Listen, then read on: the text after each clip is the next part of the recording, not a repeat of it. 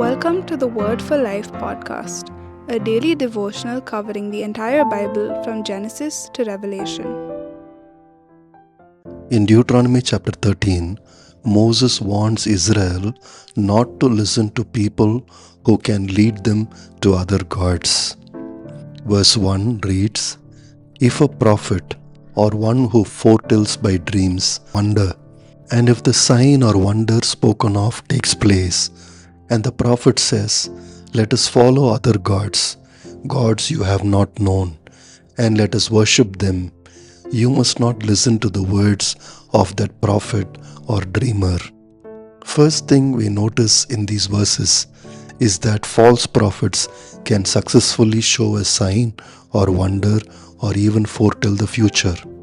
And the prophet can also use that wonder to convince God's people to follow false gods.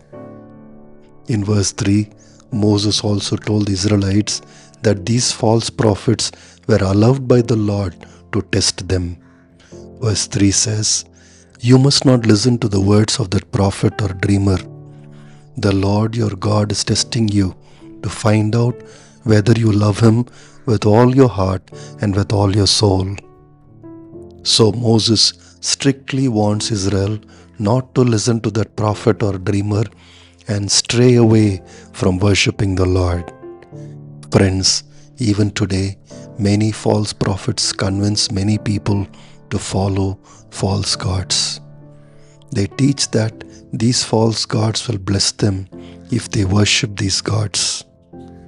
All that people need to do is give an impressive offering to these gods, and they will bless them in return.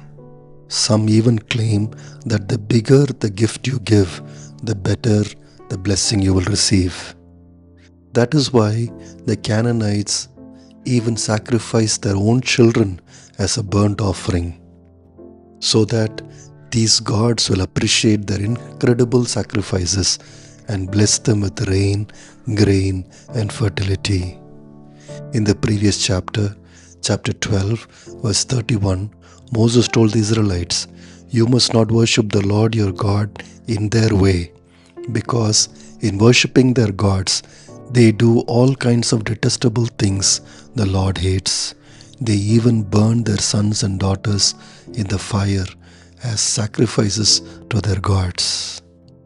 You see, Israel must be careful of such false teachings about God.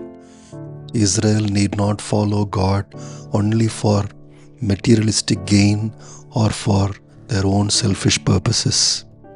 Israel needs to follow God to fulfill His purposes. God called Israel to establish His kingdom on earth. He wanted them to be a holy nation, a light to the Gentiles.